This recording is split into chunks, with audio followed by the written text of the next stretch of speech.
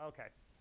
You're being filmed tonight, so don't turn around, because then I'll have to get a release.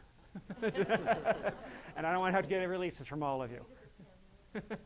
So unless you want to turn around. Because everyone's situation is different. Okay? One of the things you're going to learn tonight is I am not LegalZoom. Okay?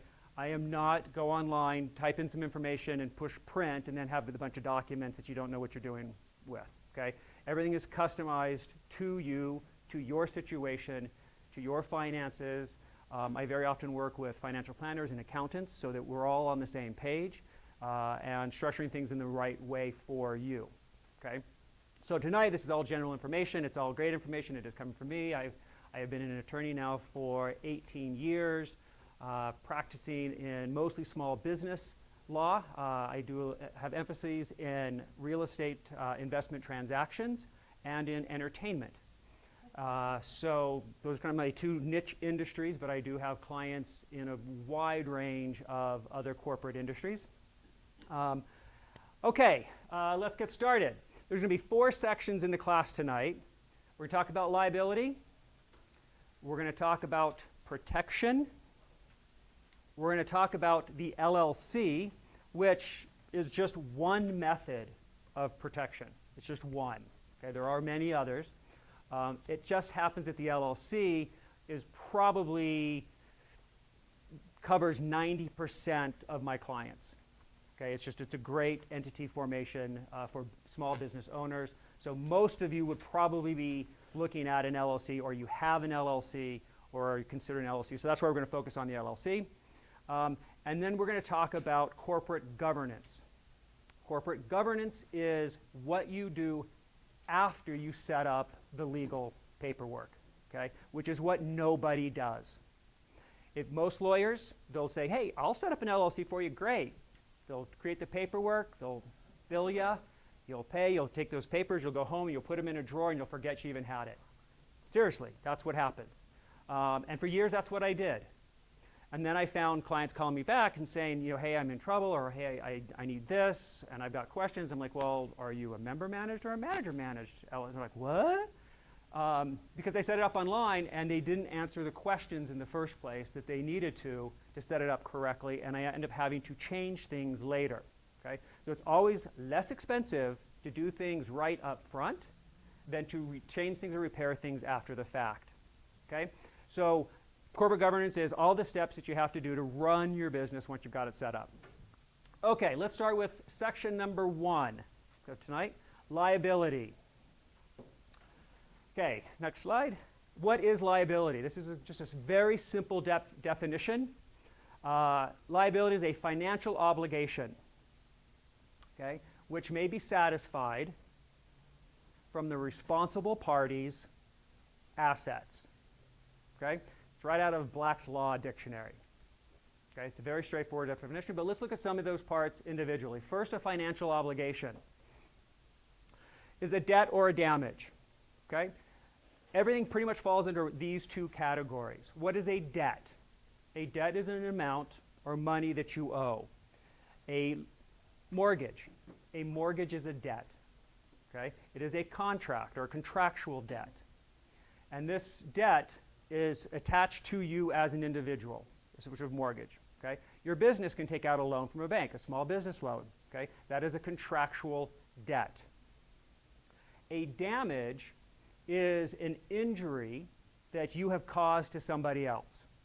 If you're driving down the street and you're drinking your coffee and you swerve, you drift into the other lane and you hit an oncoming car and somebody is hurt, you have caused damage to that person, and you are financially responsible to pay for that damage. Okay? So these are financial obligations that you would have. The law, which you can probably imagine, in the United States, we really don't like involuntary servitude, slavery. Okay? We don't like forcing people to do things. But we do make them pay for it. Okay, we reduce everything to sort of a dollar amount and make people pay for their damages. Either it's a court judgment, and the court says, hey, you caused $500,000 worth of injuries, you owe $500,000. It could be that you breached a contract, and the other party lost sales in their business because you're their supplier and you didn't supply the inputs that they needed to create the product that they were selling, so they lost business and lost money, and the court determines that the amount of their damages was $1 million. That is essentially a contractual or an obligation, debt, or damage. Okay, next, the responsible party. The responsible party is who caused the damage or who got into the debt. Okay? And we're going to talk about two things tonight, and I really, really, really want you to keep these two things separate and clear. Okay? Personal liability and professional liability. Okay? The reason we're going to discuss both of them tonight is you are small business owners. Okay? You run both. Okay? You run a professional liability in your business and a personal liability just by being alive. Okay? Personal liability. What is personal liability? The classic example of a personal liability that you run is a car accident.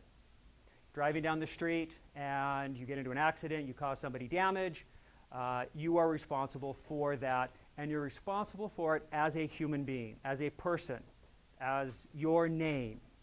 Okay?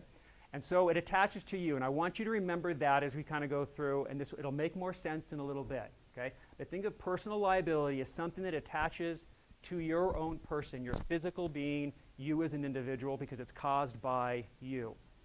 I'm going to go through a couple of just some sort of statistics that we found on personal liability. Here's some examples, because this is the scary part. Okay? Careless driver hits a mother and daughter, killing the mother and paralyzing the daughter. Damages, $36 million.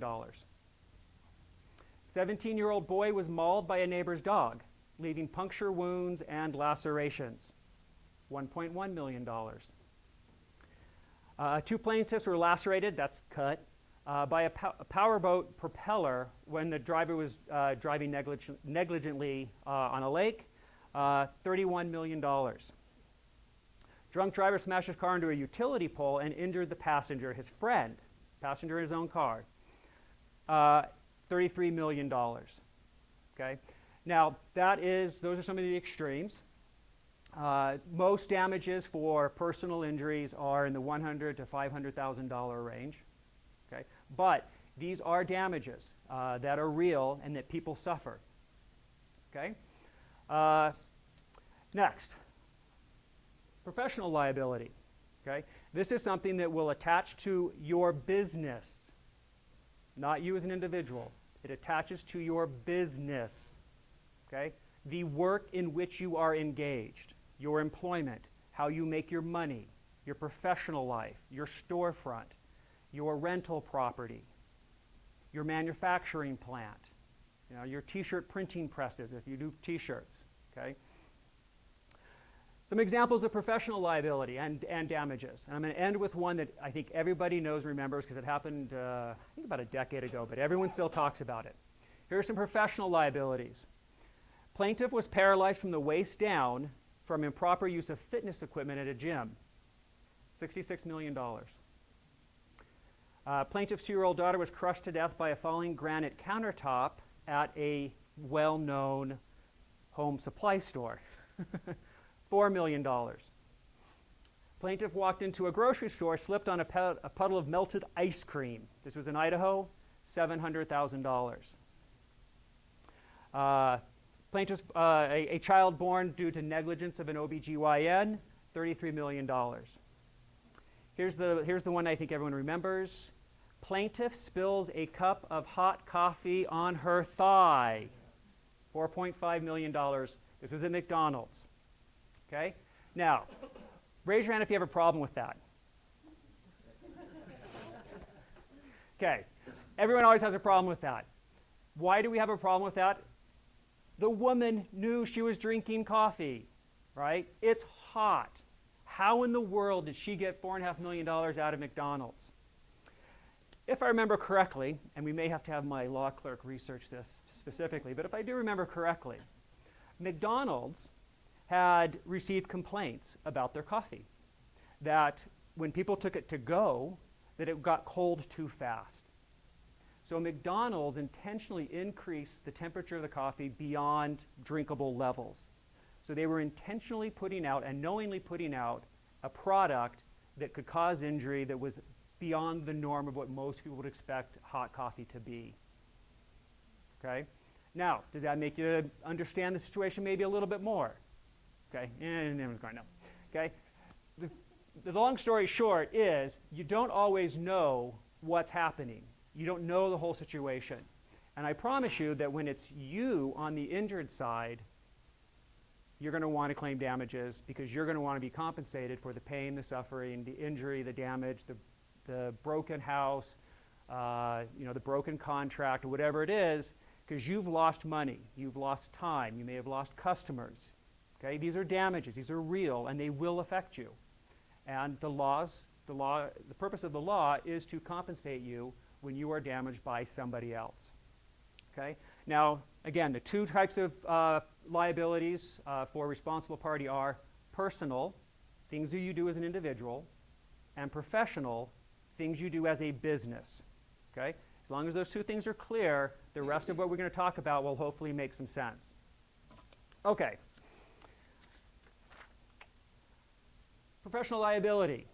This is a great, every now and then you'll see these little exclamation points. These are important points in the discussion tonight. Okay? Professional liability can become personal if you are your business. Okay? If you are your business, such as a sole proprietorship, that is, you go in and engage in a business and you have no business entity set up. Okay? You are your business. So you as an individual are the one, you are the one engaged in the business and running the liability for all of those professional things, on top of all the personal liability that you already have. Okay? So that's one way if you don't have a business entity. Second, if your business entity or your business isn't run and maintained properly. Okay? So the point of tonight's lecture, the whole class tonight, is to teach you what you need to do to run and maintain that business entity properly to maintain that liability protection. There's a thing in the law called piercing the corporate veil. Who's heard of piercing the corporate veil? Good. So you're all smart. That's why you're all my clients. Okay? I only take smart clients. Okay? Piercing the corporate veil. What business entities do? Corporations, limited liability companies, limited partnerships, and some other formations. They create a veil, okay? A separation, a wall in between the liability and the owner. Okay? So that veil, that wall can be breached if the owner of the business doesn't maintain it properly. Okay? And that's the point of what we're going to discuss tonight, is all those things we need to do to maintain it properly. Okay. Next one. Assets. What are assets? Okay? It's anything of value, quite literally. Okay? This definition is anything owned or under the control of the responsible party. There's a common saying that actually I hear it quite often. Okay? It is own nothing, control everything. Who's heard that? Yeah, you hear it a lot in asset protection circles. Okay? However, that's not necessarily true. You can control something. If you have enough control over something, it is deemed yours, and it can be subject to a lawsuit and subject to the payment for damages. Assets. Cash accounts like savings accounts. Jewelry, family heirlooms. Stocks, bonds. Your personal residence. Cars. Business ownerships. Okay? Anything of value is subject to damages, the award for damages. Okay. Now, who understands the difference between personal liability and professional liability? Are we clear? And raise your hands. Good. Questions on personal, because it's going to become important in the next section. I don't quite think I understand what you mean by closed up and closed down. Oh, we're getting there. Okay. Yes, yes. That's my terminology, by the way. That's not like from the law or courts or, yeah, you would never find that by searching in court cases. That's how I describe it to make it easy to understand, yeah. So are you saying from your definition that you just gave, if you control it a lot, then you're the responsible party? Yes. For example, the trust, land trust is a great example. Some people think that putting a piece of property or an asset into a trust will protect it, or because it separates out separates the ownership from the control of it. The trust would own the asset, own the property, so it's got legal ownership. The trustee, who manages everything, is like the manager, and is controlling what to do with the asset, or investing it, or taking cash out and giving it to the beneficiaries, whatever it is. This person is controlling that asset. And if the court looks at that and sees that this person put the asset into the trust, this person is still controlling the trust and the assets, and then making distributions to himself and maybe others, that control over the asset will subject that asset to that person's liability. Even though technically the trust owns it, not the individual, because he manages it and he's got control over it, it is an asset of that individual and subject to the law. What's that? We will get to that. Yeah, how should it be managed? We'll get to that.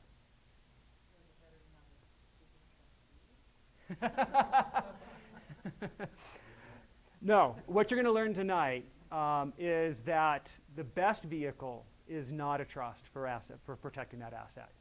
Yeah, because of the control. And even in your question about a single member LLC, the control is going to come, we're going to come back and talk about that again. Because if that control can bite you in the butt. So in my case, I had that property in the trust, and the beneficiary was my LLC. Uh-huh. Not liable for that within the trust? Question is, he had an asset that he put into a trust.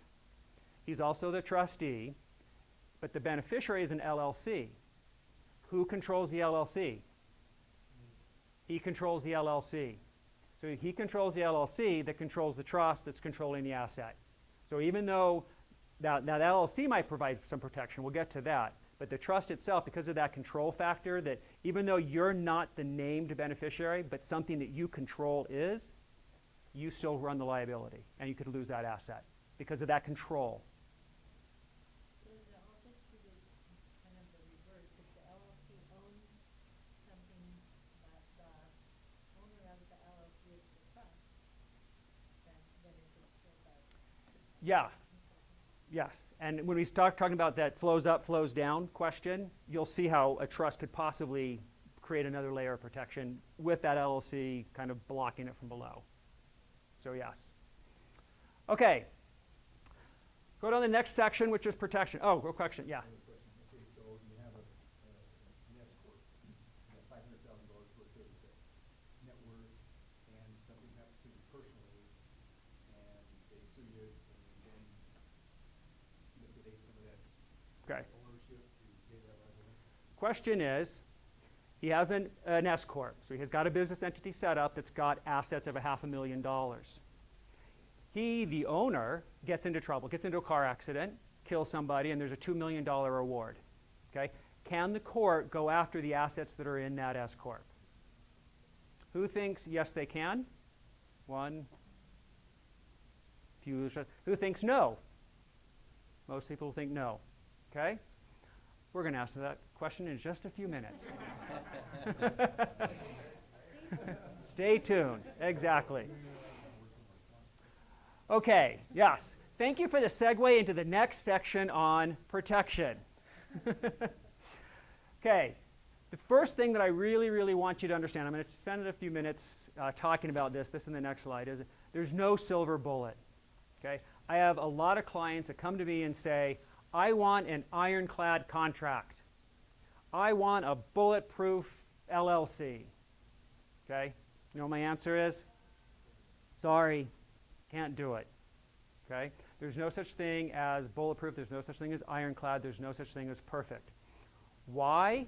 Next slide. The law is not designed to forgive you of your debts. Okay? It is not designed to let you escape responsibility, to escape liability. In fact, the opposite is true. The law is written to force you to honor your obligations and to pay your debts and to compensate those you have damaged.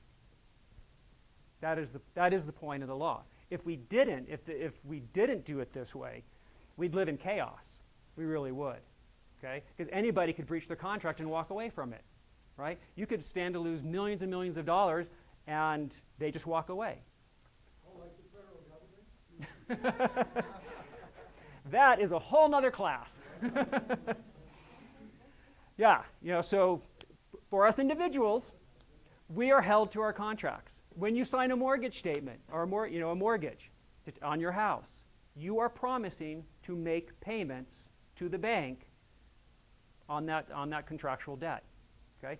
If you get into a contract with another company to do marketing or to be a supplier, then you are promising that you will honor those obligations. And if you don't, you understand that you are harming this other party and that you're going to be liable for the damages that they suffer. Okay? So, with that, in protection, okay, we're spending some time talking about the 7 questions because everyone always wants to know, Jeff, how do I protect this? How do I protect my business? How do I protect my savings account? How do I protect my retirement accounts? How do I protect my personal home? How? What's the one answer? Well, there is no one answer. Like everything in life, there's just no one answer. Okay? The answer depends on you and answering these 7 questions. And these are questions that you're not going to get by going to LegalZoom to set up an entity because there's nobody there to ask you these questions. Okay? First question, what are you protecting? Okay, what is the asset that you want to protect? Is it cash? Do you have a cash savings account?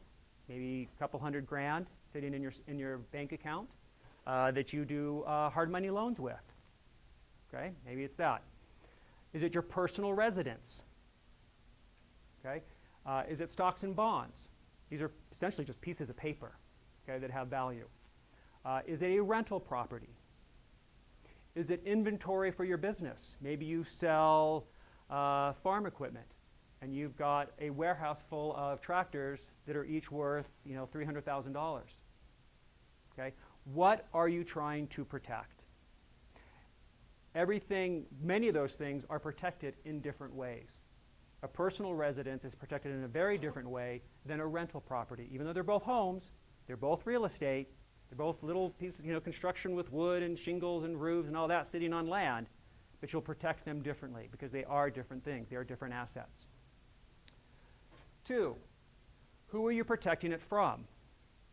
Okay? Are you protecting it from creditors, other creditors? Are you protecting it from potential lawsuits, such as in case you were in a car accident and somebody sues you for the damages? Are you protecting it from your ex-wife? Right? I can't tell you how often I get a phone call and ask me, I'm divorced. I've been divorced for a couple of years. I'm starting this business, and I want to make sure my ex-wife gets none of it. Okay? So who are you trying to protect it from? Where is the asset located? Okay, this is a big deal. Many of you are in real estate investment. If you own a property, where is that property located? Okay, all real estate is attached to land. Is it in the state of Utah? Is it in California, Idaho, Illinois, Florida, New York? Okay, you will protect those differently depending on the state they're in, particularly if it's in California. If you call me and say I've got a piece of real estate in California, I am not going to suggest putting it into an LLC, which is contradictory to everything else that I would probably ever tell you. Okay? The reason being is California has an $800 a year franchise fee on LLCs. So it's going to cost you $800 a year to have an LLC in California.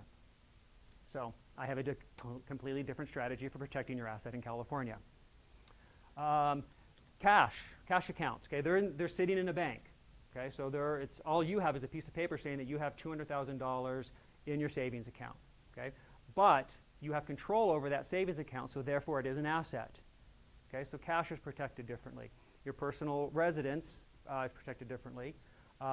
Jewelry, clothing, personal items that are of value, again, something different. They're sitting in a closet. Okay, so where it is makes a big difference. When are you trying to protect it?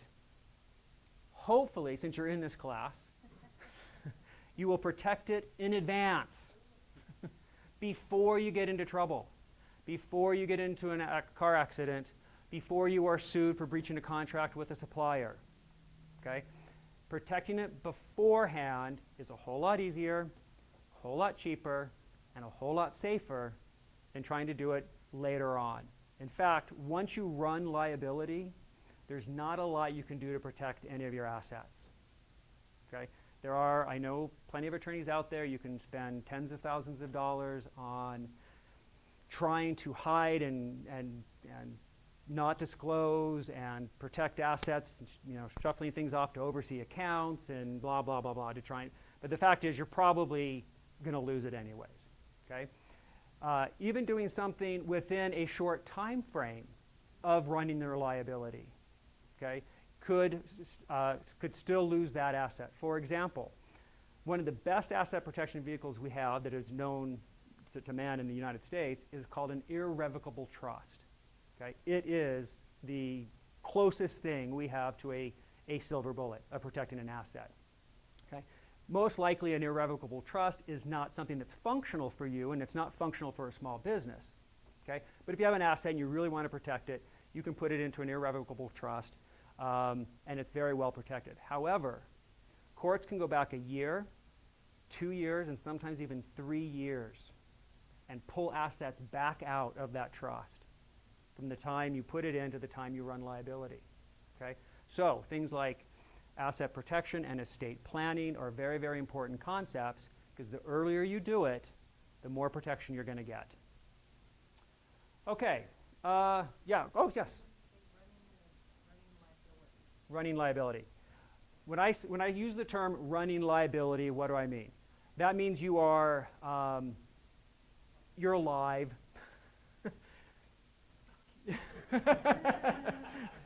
Yeah. I mean, just unfortunately being alive, I'm running liability right now. You get into your car and you're running liability. You're engaged in something where you might be liable for something. What if you get in a car wreck? Okay? Uh-huh. And you hurt somebody. Okay. Your fault. You didn't mean to, you hurt them. Right. And you're going to court, and say your employment changes, and your income changes. You decide to buy a cabin. But you're in this lawsuit. Then they go ahead and take what's Oh, ahead, great question. to solve what's back. Right. Great question. I'll repeat it for the cameras. Question is, we've already discussed that if you have an asset and then you incur a liability, you get into a car accident, you breach contract, somebody slips and falls in your rental property, okay? Can the court attach any asset at the time of the causation of the liability? Yes, they can. They can go back, okay? Can they go forward? Yeah, they can. Whether or not they get a cabin that you buy at a later date, it'll depend on how far in the litigation you are. At some point, the litigation is going to end. There's going to be a judgment, there's going to be an amount, and then there's going to be what are called stipulation orders, where they're either attaching your wages, or they're garnishing your wages, or they are foreclosing on a property to sell at a judicial auction. So there's sort of, you know, a time frame. So at some point, yeah, you'd be able to buy something and, you know, and it's not subject to the case. But they can continue to go after income or other future assets as long as that judgment is unsatisfied. Okay. Why are you protecting it? This is a great question. Does anyone even know what I mean by why you're protecting it? Because you're probably going, well, duh, I want to protect it. Anyone, any idea of what I mean by asking the question, why am I protecting it? Yeah.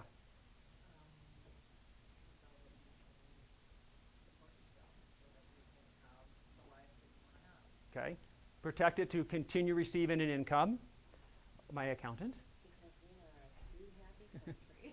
Okay. Protect from lawsuits. Yeah, you want to keep that institution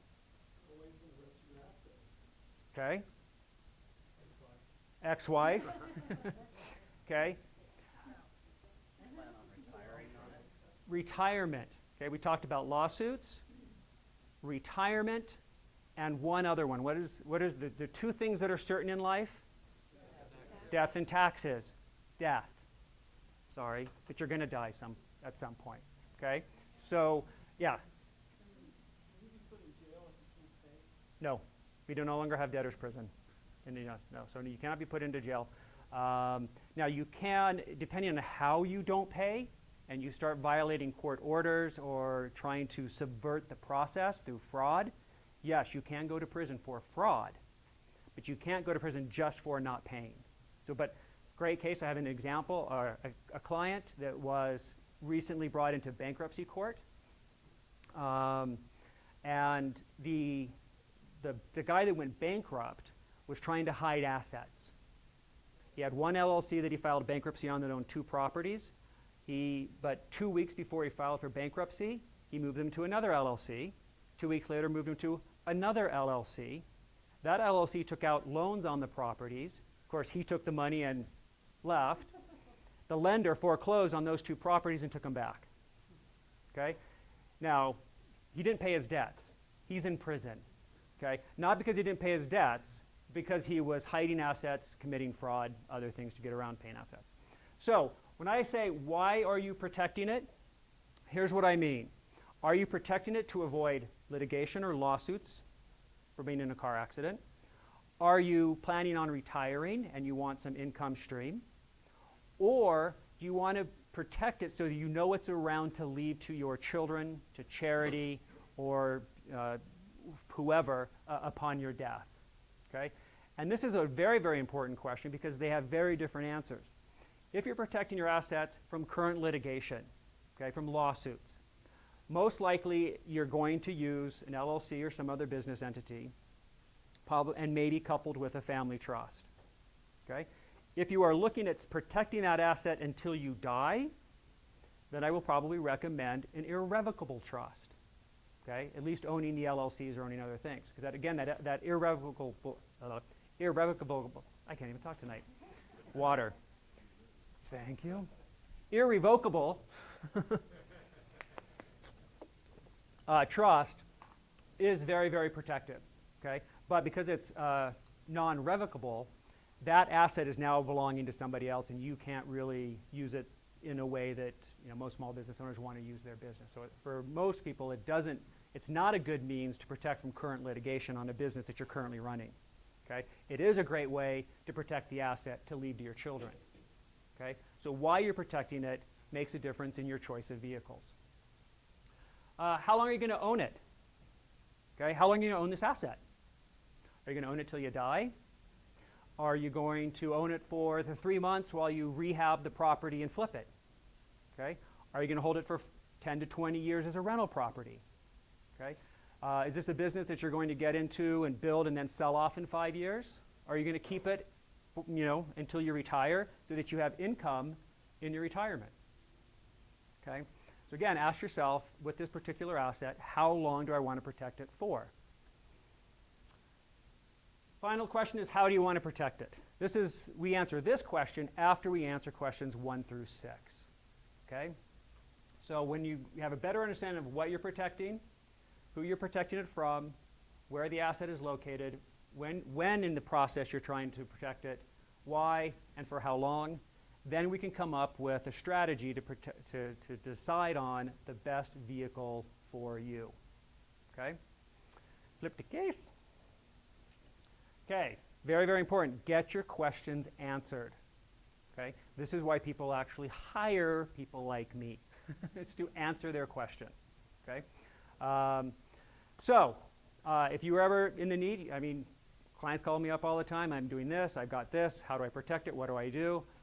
I start asking them questions. Okay? And the more I hear and the more I understand about their situation, the better I am at providing some kind of counsel or advice about how to protect it. So what kind of protection vehicles do we have at our disposal? A sole proprietorship. I put this up there because I did. There's no protection. Yeah, so it's the wrong choice. Okay? But what is a sole proprietorship? A sole proprietorship is any time you engage in business without one of the other business entity or structures. If you offer piano lessons to the neighborhood children, you are a sole proprietor.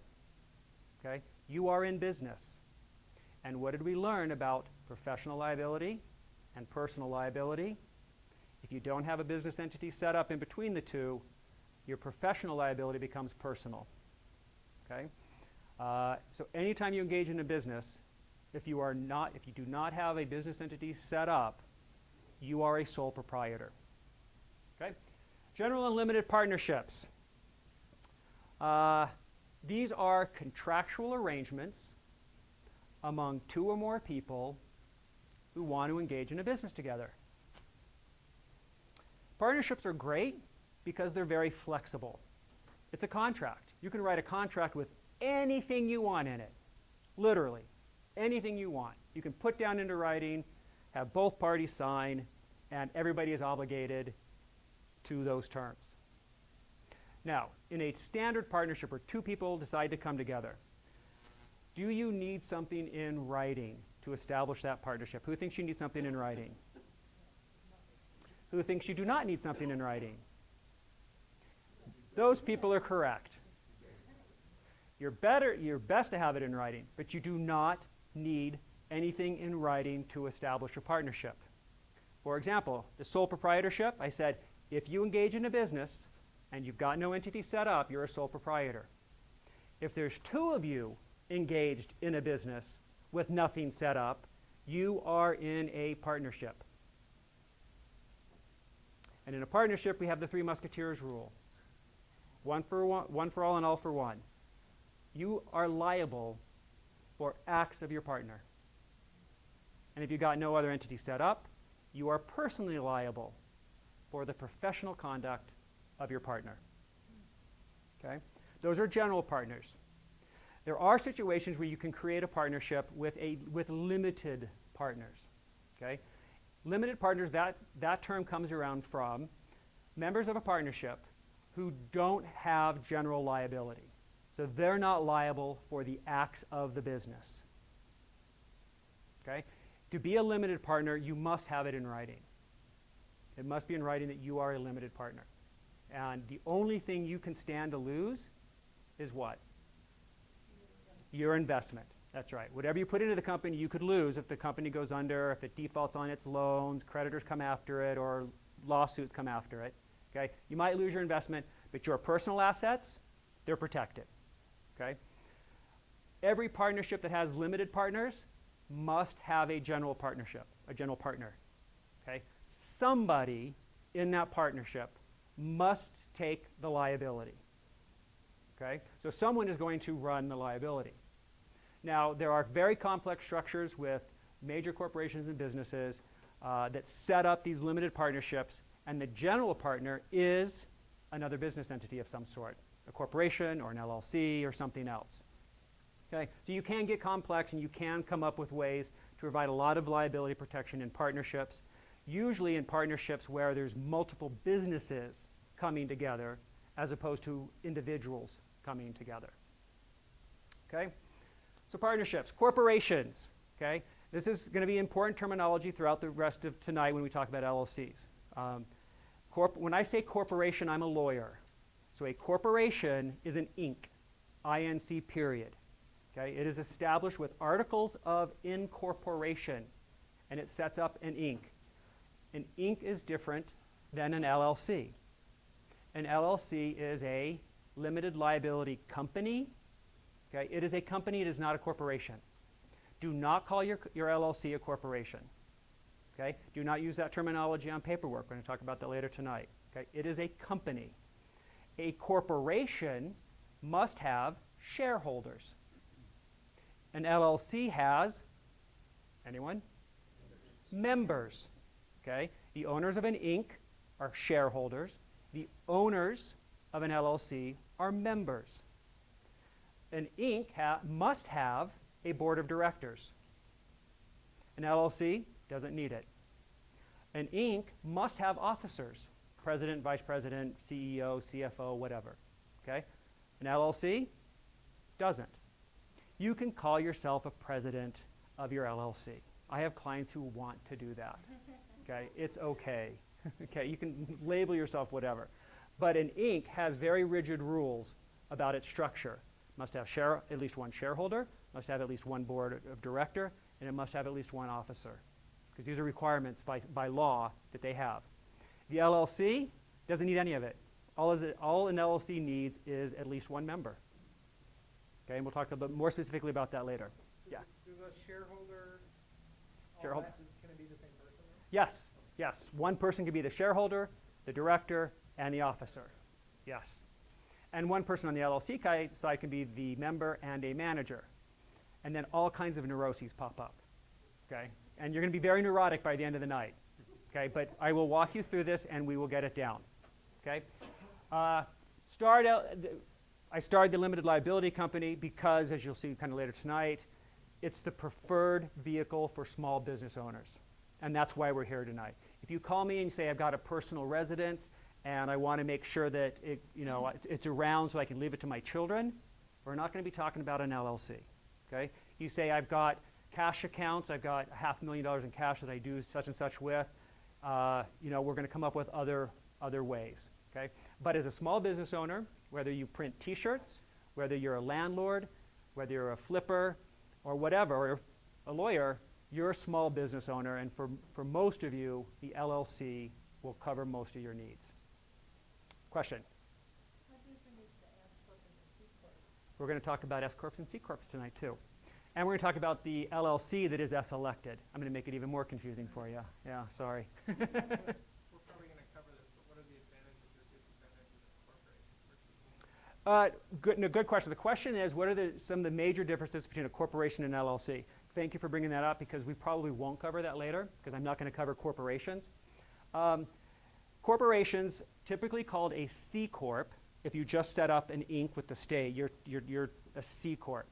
C Corps have some benefits with, they have greater flexibility in the types of employee benefits that they offer.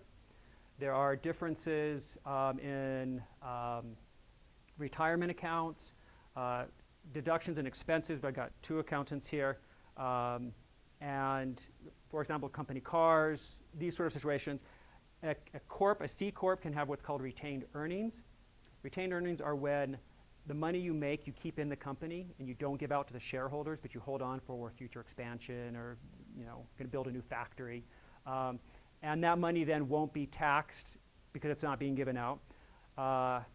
It's got the drawback, the C Corporation has a drawback of being double taxed. The corporation itself pays taxes on its profits. Those profits then get distributed to the owners, the shareholders, who then report that on their personal income taxes, and they pay taxes on that income. So for most small business owners, the benefits for most, I do have clients who have C Corps. You have an S. I'll talk about an S in just one sec. I have a couple clients with C Corps, and that's great.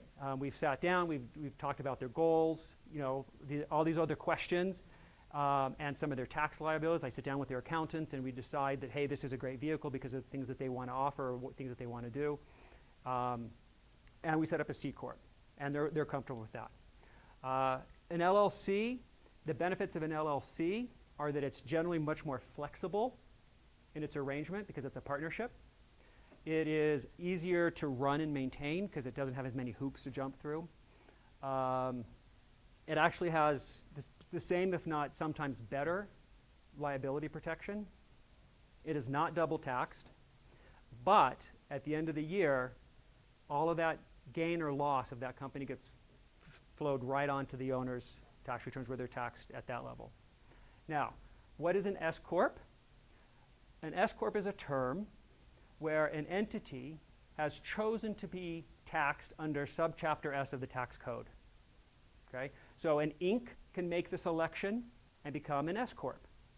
An LLC can also make this election, and I forgive me, but I will kind of confuse these two terms because people use them interchangeably even though they're not. So an LLC that has done an S election with the IRS is taxed like an S Corp, even though it is still an LLC. So from your standpoint, the running of it, the managing of it, the maintenance of it, all of that, you're running and maintaining an LLC. But your accountant, and for tax purposes, you're being taxed as an S Corp would be taxed. And we're going to talk a little bit more about the tax benefits of that. Yes? If you want an S Corp, but you want the simplicity, or you want the tax treatment of an S Corp, why wouldn't you always choose the LLC with the S Corp election if the LLC is easier to maintain? Yes. The question was, why would you ever choose an Inc. and then do an S election as opposed to an LLC with an S election, because an LLC is so much easier to run? Great question. The reason is, the answer is, that's why we do almost all LLCs now. Previously, many, many years ago, an LLC could not do an S election, but they can now, and so most small business owners set up the LLC, and then if they need those tax advantages or tax differences, then they'll do an S election on the LLC. You'd really need some other reasons to go the corp route these days. In the back? So, the S Corp allows me to earn money, pay myself a salary of 50% of what I make. Yes. Not necessarily factor in so forth, another 50% to do that myself. Yeah. He's asking about the tax advantages of an S Corp. What about an LLC? Can an S LLC get same thing? Yes. Once it's S elected, the question is, if an LLC is S elected, does it get the same tax benefits as an S Corp? The answer is yes. That is why you do an S election on an LLC. Can you change an S Corp to an LLC with You can go back and forth. That's simple to do, I guess. It's as simple as far as a filing with the IRS. However, our accountants will probably answer that question a little more fully later, because there are tax consequences of going back. Yeah. So from my standpoint, what I do for you, no, simple. Okay. Now, I will call your accountant anytime someone wants to do that. I'm going to talk to their accountant first. Does an S Corp get the double tax like that before? Does the which get double taxed? S Corp? No, S Corps are not double taxed. No. They're taxed on one level and then split up. But we'll talk about that in a little bit. Are S Corps considered incorporated then once they've moved up? No, an LLC, if it chooses an S election, is still an LLC for legal and liability purposes. It's only at the IRS where it acts like an Inc., an S Corp. Can you have more than one type of business under the same umbrella? The question is, can you have different businesses under one LLC or different layered structure? This is called layering, where one company owns another company, or a trust owns a company. Okay, these are different arrangements of layering your business entities. An LLC can be owned by an S Corp. In fact, that's quite a common layering technique that I use. Particularly if my client is engaged in, let's say, 2 or 3 different businesses that all earning active income, and we want some tax benefits, but we don't want 3 S Corps, because then you're doing 3 S Corp returns, which is, accountants love it because they're doing 3 tax filings, okay? But if you have 1 S Corp that owns each of those 3, the taxes for those 3 flow right into that S Corp, and you do 1 tax return. And they'll have tax IDs, but you're filing 1 tax return. Now, an LLC cannot own an S Corp.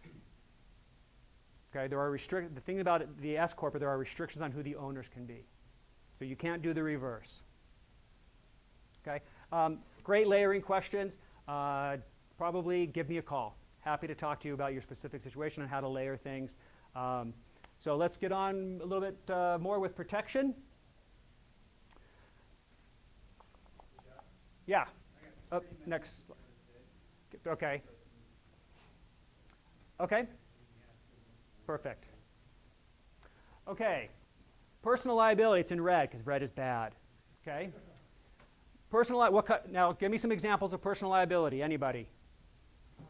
Car accidents, dog bites, boating accidents, slip and fall. Depends on slip and fall. Give me an example of a slip and fall that's professional and slip and fall that's personal. Ice that you have not shoveled off the front sidewalk of your house. Exactly. Ice you have not shoveled off the front sidewalk of your house will be personal liability. Slipping on a banana peel in your grocery store, professional liability. Okay? So personal liability, we'll use car accident. You get into a car accident, you kill somebody, there's a $5 million damage. Okay? Court wants money. They want to go after money. They can always go after your personal assets, right? Personal liability, personal assets, right? Anything you own as an individual, they can go after. Can they go after your businesses? Okay? Well, if you have an LLC, you get something called charging order protection. And a charging order protection protects business assets from the reach of courts and creditors under certain circumstances. So if you have a business asset, you have a rental property, it's sitting in this LLC, okay? Can the court, from this personal liability, this car accident, go after that home? No, not necessarily, okay? The answer is kind of a little bit ambiguous. If you have a multi-member LLC and there's partners involved, then absolutely true, the court and your creditors cannot go after that rental property, that asset, okay? If you have a single member LLC or an LLC owned by a husband and wife, legally married, because a legally married husband and wife are considered a single unit for legal purposes. It is unclear, but probably not, going to get this extra protection of a charging order. Yeah, question here, then question there. Will that, on that business has a protection, that the percentage of ownership makes a difference? If you own 99% and my partner owns 1%, that makes a difference. The question is, okay, we're going to switch tapes. Okay? So we're going to hold off for a couple of seconds. I'll answer the question while he's transferring tape. Question is, to get this charging order protection, having multiple members, let's say you have 2 members, okay? Does it matter about the percentage ownership? Going to be 99% and 1%. The true answer is, as long as those people are not related and they're truly partners and the LLC was run as if they were truly 2 partners, even 1% is enough to create this identity for a charging order protection and protect that asset. Now, if it is 99% and 1%, the plaintiff's attorneys are really going to hammer you on it. They're going to drill you with questions and say, you know, they're going to look at your tax records, they're going to look at your bookkeeping, they're going to look at your corporate governance records, they're going to look at distributions, they're going to look at everything to show that you only gave that 1% to create this liability, this protection, this charging order protection. And if they can kind of prove that you were trying to skirt the law and just get this protection when really the company is owned by you as an individual, they might get through it. So 1% is enough as in and of itself, but it's one part of a bigger group of things that the court will look at. So. You use the term, in the LLC, you have to have members, but then you use the term partners. So are you talking about 2 different things? Or you just Great question. I love when people make me clarify things. The question is, we've stated that the owners of an LLC are members, and I've been using the word partners. Okay, my vernacular, when I say partners, I mean non-related members of this LLC. You're not talking about a formal partnership. No, these are members of an LLC. About members. I'm still talking about members, exactly. Yes, still talking about members, just a different arrangement of members than a husband and wife, a single member, or sometimes even, you know, a dad will set up an LLC with 1% to a child. That 1% to a family member is not going to look real good in a court. Okay, 20% to the child, you'll probably get it. You'll probably get that charging order protection here and then there. So you're talking about multiple member LLCs, but what about the single member LLCs? Can they sue somebody Yeah. legally? Utah state law, the Limited Liability Company Act, does state very clearly that all LLCs, including single member LLCs, receive charging order protection. All of my documents that I create include clauses that say you get charging order protection regardless of the number of members. Whether a court, especially here in Utah, we just don't know, we'll look at that. The charging order protection comes from partnership law, which is why I sometimes use the word partners. In a true partnership, not an LLC, we have 2 partners in a partnership agreement, okay? and these two partners own this asset, and one of the partners gets into trouble. Either he's got creditors coming after him, or he's been sued for a car accident, and the court wants that asset, right? This guy owns half of it, so the court wants it, okay? But to take that asset away is going to hurt the other partner, who is innocent. He didn't get into a car accident. He doesn't have creditors coming after him, okay? And the courts have found that unfair. It's unfair to take that asset from the innocent party. And so what they say is that if that asset is ever sold, the creditors will get that person's half. Or if there's distributions, then that one guy's distributions will go to the creditors or the court or whatever. But the asset itself is protected. All they get is what that guy would have gotten in any kind of arrangement. Okay? That's where the charging order protection derives from. And so that's why courts look at this more, even with LLCs that are defined as giving you charging order protection, courts have a tendency to look at it as in partnership law. And so if there's another partner involved, we've got to protect that other partner. We've got to protect the innocent party. Okay? But if there's no other partner, who are we protecting? Nobody. So courts very often disregard single-member LLCs and husband-wife LLCs. And Florida and a couple of other states have had court cases where they have denied charging order protection to those kinds of LLCs. So, Jonas. say that I have an accident and I get sued. Does the money that went into my LLC, if it got transferred into my personal bank account, is it still protected, or does it have to remain in the Question is, bank account? he's got an LLC that's making money. He's a great business owner. He's making millions of dollars, right, Jonas? Okay, he's making millions of dollars. That money goes into his business bank account, which is exactly where it's supposed to be. He then takes the money out and puts it into his personal account. Okay? It was a business asset. It then got moved to a personal asset. Okay? We have professional liability and we have personal liability. So to answer your question, you've got to think about all those things. Is the liability that you're running, was it a car accident? It's personal. Or was it a slip and fall on your rental property, and is it professional? If it's professional liability, the court can attach anything that that LLC owns, the house and any cash in that LLC, because it's going to contain all the liability. Okay? It's not going to touch your personal assets. However, if a court sees that you started transferring money out like crazy the day after the accident, they're pulling that money back. Okay? So it kind of depends on timing, it depends on what kind of liability you ran into, and where the asset actually is. What is required to prove that an account is a business account? If it just says your name on it, but it's exclusively used for business, does that qualify, or does it have to have the name of the business? We're going to talk about that in corporate governance and accounting and bookkeeping. Yes. Yeah. So you said that single member LLC or husband wife LLC probably wouldn't get. Probably will not get, right. So I'm assuming that there's a lot of us in here probably have our LLC Right. set up that way. Yep. And we don't want to bring in somebody that's not a family member. Right.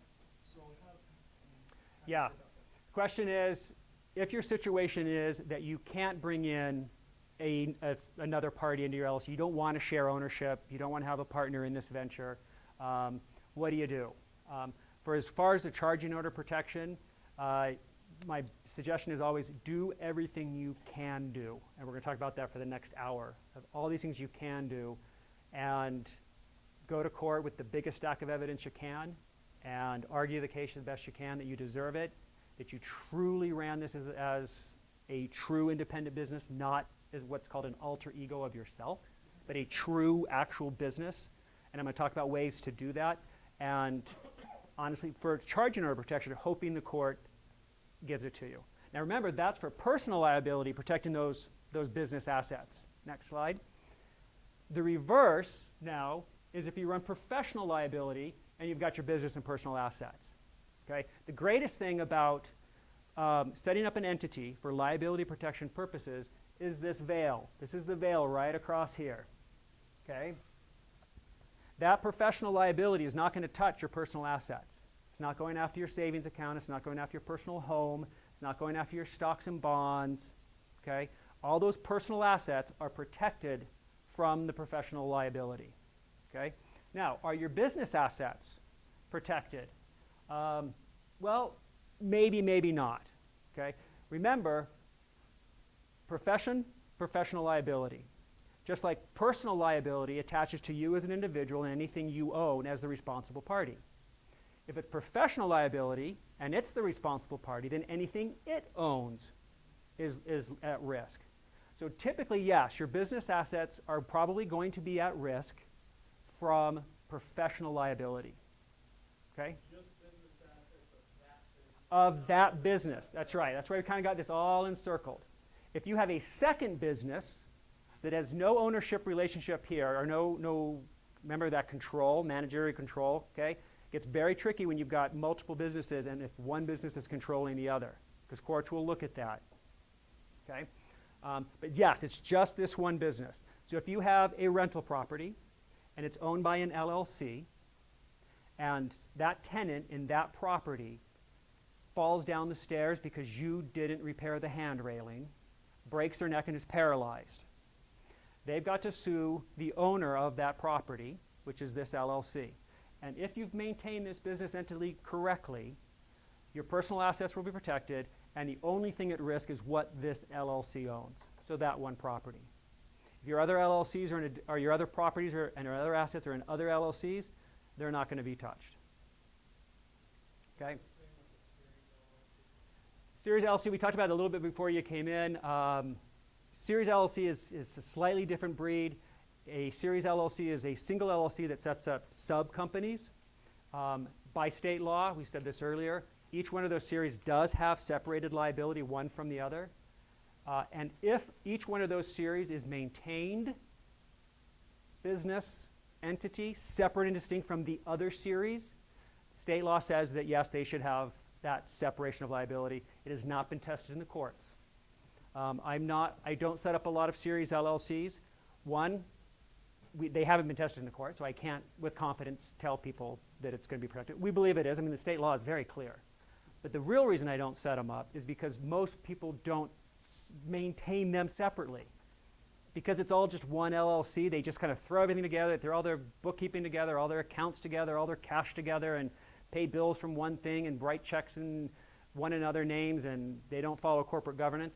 And if they do that, I can promise you, you're not going to get the separation of liability. Just as if you had 1, 2, 3 LLCs, and you didn't treat those correctly. Courts are just going to disregard them. So this is very, very, very, very important. This will save you a lot of headaches, and this is what we're going to talk about in the last hour tonight, because it's that important. Question, what about if you have rental property out of state, you have a management company taking care of it? That's In great. that case, they've been taking care of it since about 1990. I haven't been in it since probably 1990. What happens if someone falls in there because something isn't maintained? Are they responsible, or you, or the tenant comes after you and you have Right. to sue them? Question is, you have a rental property or any other asset that's owned by an LLC company, okay? But the management of that asset is a third party, like a property management company that you've hired to manage that property. And so that tenant slips and falls, they're injured, and they sue you. Who are they going to sue? Who are they going to sue? They are going to sue you. You bet on it. What are you going to do? You're going to sue the management company and bring them in.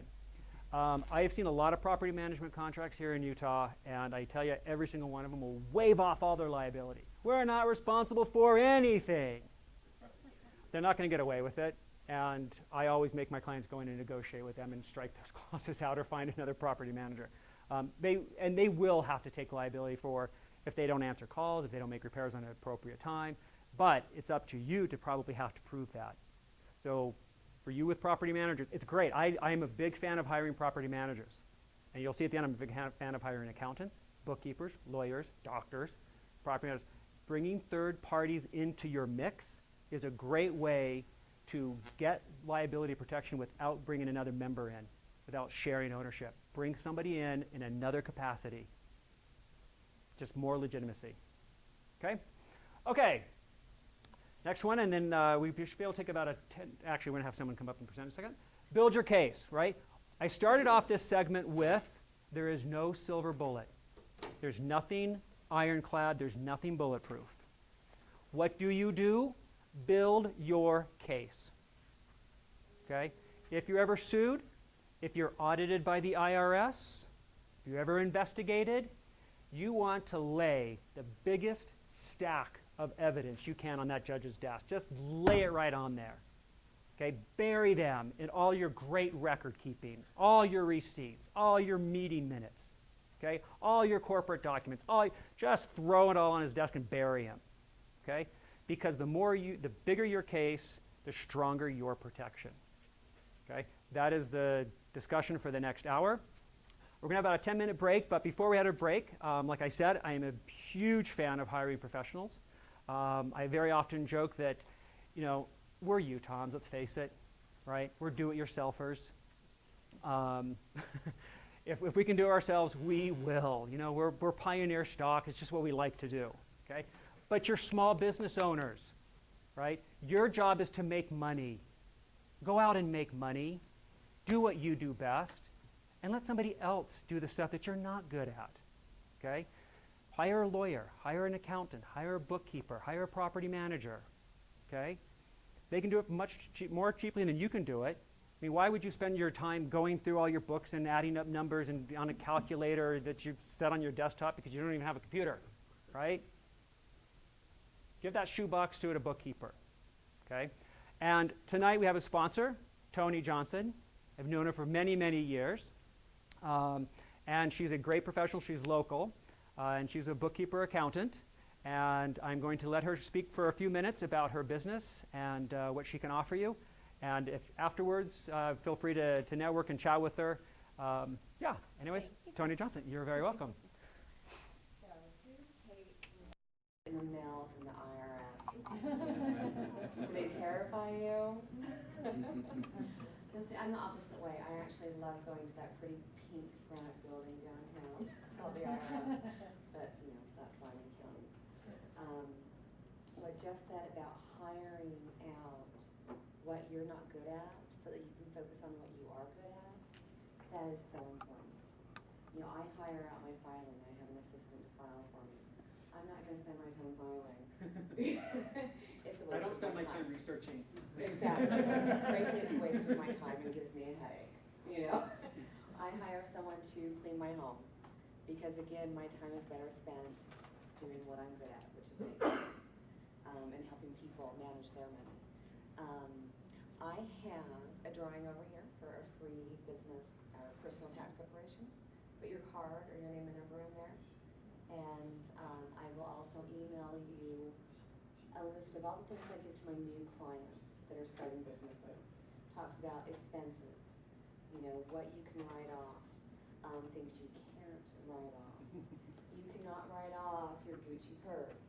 You cannot write off your slacks or your shirt unless you're a salesperson. You know, things that people write off, business lunches. That's my favorite thing. Oh, I went to lunch through Burger King on my way here. That's not deductible. You know, it has to be more than just you. It has to be, and it's only 50% deductible. It's not 100% deductible. So there are many things that as a business owner, you need to know about what you can write off and what you can't. Travel and entertainment. There are some big no-nos in there that people don't realize. Automobile expenses also have certain criteria. It's not just turning your receipts and they're deductible. So also hiring out, well, liability actually. I also run a nonprofit. Now I'm an accountant, and you would think as an accountant, I have my own accounting business, that me doing the bookkeeping and accounting for my nonprofit that I run is all great and good, right? Who sees a problem with that? It's a conflict. Now, I actually do the bookkeeping for the nonprofit, but for my own personal liability, what do? I hire another accountant who's not me to look over and audit our books. Even though I am an accountant, I know exactly what I'm doing. It's a personal liability thing, it's transparency. It's not my money, it's the community's money. And if you don't have that transparency, you can get in big, big trouble. So even though I know what I'm doing, I still hire another accountant to look over my work. Any questions? Yes, do you advocate tax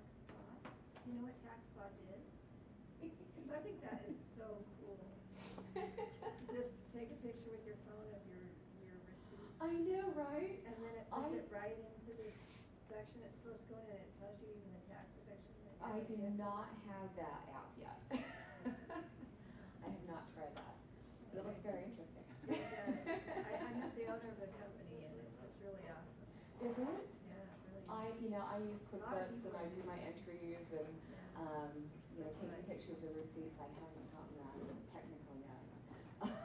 But I wish all my clients would do that and then bring me their stuff. It'd be much easier than the boxes of unfiled stuff that I end up getting. Well, it's paper. Yes. That's my point. A lot of people just throw things in boxes, paper boxes, and bring them to me. We'll talk about Here, paper. fix this. Yes. Under what circumstances can you take a per diem? A per diem is for travel. So, say you are a truck driver or an airline attendant, or, you're going, on a business trip. So, What about a transportation company where your whole day is spent just delivering people to various places? I'm not sure about that one. Are you out of your living area? You have to be out of your living area How far? to do a per diem. I believe it's more than 50 miles. So that's what it is for, you have to be more than 50 miles away to take travel and entertainment, also per diems and things like that. I haven't gotten that question before. Yes? You said about the clothes, if you're in sales, can you explain that? No, if you are a salesperson, then you can write off your personal clothing that you use when you go out. Yes, like real estate agents or medical, what do they call those? Pharmaceutical reps, things like that. They can also write off their dry cleaning. Me as an accountant, I know. Someone take it. Yes, if you're a Dry cleaning. salesperson, you can actually write off your dry cleaning. Me as an accountant, I'm not a salesperson, I don't get to write off my clothing, so, yes. If I have an LLC and I buy a car, can I completely write off that whole car regardless of the poundage of the car? If I just use it for business? Well, cars are a different breed, and automobile expenses can be very tricky. You can either take the actual expense of a vehicle, or you can take standard mileage. In order to take off the expense of the car, you can't just write it off. You have to take deductions on it every year. You can't just, I wrote a $15,000 check for a car, here's my $15,000 expense.